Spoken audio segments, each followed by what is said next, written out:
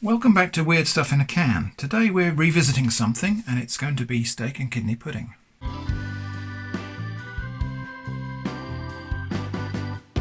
So yeah, didn't we just do this? Yeah, we did. That was episode 153. This is episode 153 and a half because it's the same product, same flavour, different size, and normally that's not justification for an episode of Weird Stuff in a Can, but I thought this was interesting. I thought maybe the size might make this a little bit more successful in coming out of the container than the previous ones were. They were pretty disastrous in terms of their finish. This is a steak and kidney pudding, and pudding in British terms can mean almost anything. It's a meat pie, basically, in a pastry dome full of meat and gravy, in this case steak and kidney. I happen to like steak and kidney, not everyone does. I'm not going to bother with the ingredients, it's the same as the last one. I'll just refer you to the previous video. And the instructions are exactly the same, which is pull the ring pull lid, not my favourite thing, place it upside down on a plate, and then microwave it for 3 minutes. We will do that in a minute, and because this is a kind of pseudo episode anyway, I'm also going to compare this to a frozen version of steak and kidney puddings, and I think I've got mince and onion as well. So I'll do that in the same episode. I bought those frozen at Asda. They're individual servings. We'll have a look at those later in the video as well. The most curious thing about this is the pack weight. So I paid £1.60 for a 200 gram pudding in the previous video, episode 153, and I paid £2 for 400 grams. So an extra 40 pence gets you double the amount of pie. Interesting pricing model, but you know, these things are what they are. Anyway, let's go to the kitchen and get this prepared. Preparation is, I suspect, going to hold very few surprises. So, apart from the fact you're watching me using a ring pull can, which I don't normally do. So there it is. I think the big problem with this product is that the whole thing has to be cooked inside the can to sterilise it, and that tends to destroy the pastry anyway. Okay, and the instructions are to invert that on a plate. Now, in the previous video, a number of people expressed concern about the metallic rim that is left on this container. It's a plastic pot with a metal lid, and there's a metal rim left on here, and people said, isn't it dangerous to put metal in the microwave? The answer to that is it can be, but generally speaking it's thin or pointy pieces of metal that are a problem in the microwave. So if you've got a thin bit of foil sticking out, or if you put a fork in the microwave, that can be a problem. Generally speaking, non-exposed and smooth bits of metal, not so much of a deal. So we're going to put this in the microwave now for 3 minutes.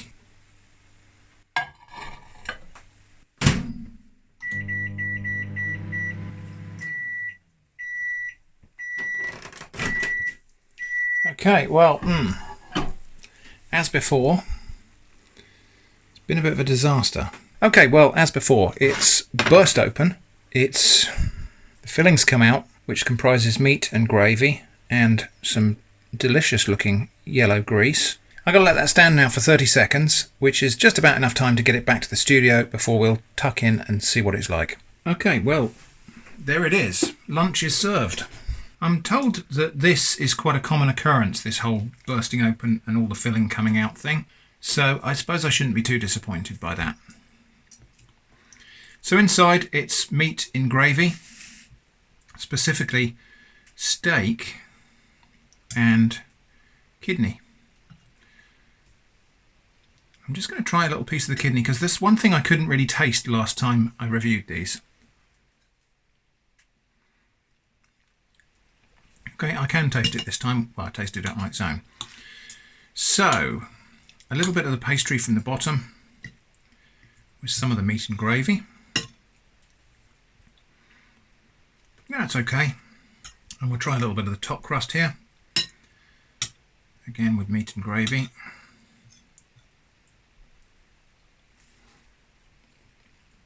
I would say that's not great. Normally pastry on a steamed pudding should be kind of fluffy and not exactly crispy, but it should be fluffy in the middle and dryish on the outside. This is neither of those things. This is kind of like really thick bready pasta almost. It tastes okay. The flavour of steak and kidney is not particularly good here. It just really tastes of generic meat pie. And I was going to say I thought that the meat to pastry ratio was better in this one, but I'm not altogether sure it is. The pastry is not just larger, it's thicker. I suppose I should try some of this. What is this yellow stuff around the edge here? I think it's just vegetable oil. I am going to eat this anyway because it's my lunch and I despise waste. I would say this is marginally better than the smaller ones, really just because the pastry isn't quite so soggy.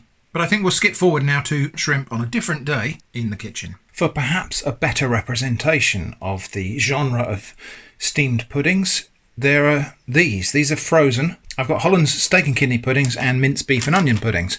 I'm going to cook a couple of these today so that hopefully this will represent what puddings are meant to be a little bit more closely, even though these are still commercial and not exactly expensive products. So the minced beef and onion in a red foil case, steak and kidney in a silver one.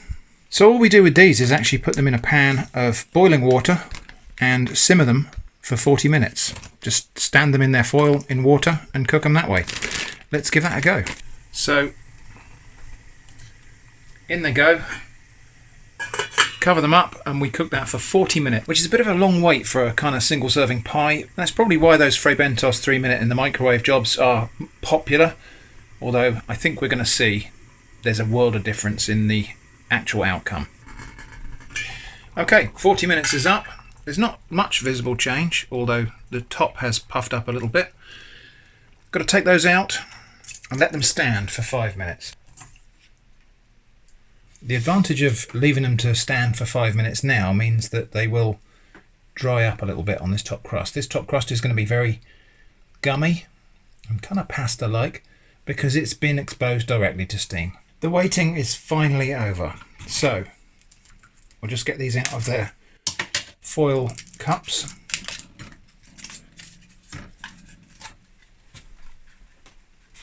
And those can be recycled.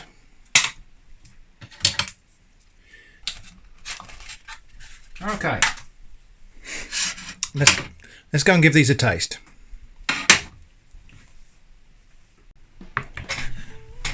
Okay, now I think these are supposed to be single serving, so you're meant to have one of these with some potatoes and green vegetables or something like that. Normally, if I was going to make a steak and kidney pudding, I'd make a family-sized one and we'd all have a slice. Anyway, let's have a look at what they're like inside. So on these, the pastry is properly cooked, and you can see that's very, very different to the microwave ones that we got from Fray Bentos. Just a world of difference. And this, let's see, that's what a steamed pudding is meant to do when you open it up, is kind of ooze. Pastry is still quite soft here because this is a steamed pudding. This is not baked. That's good. And it tastes like it should. It tastes of steak and kidney. Not everybody's fond of kidney as a meat or as a flavour. I happen to quite like it.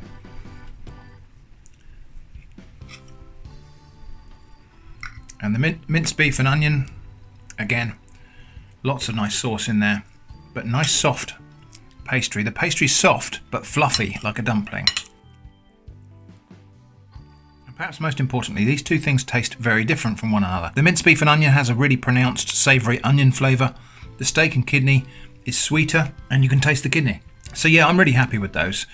And as a product, I think they're vastly superior to the microwave version. Of course, the downside is you have to wait 45 minutes before you can eat one. But I think it's worth the wait. Anyway, back to the studio now.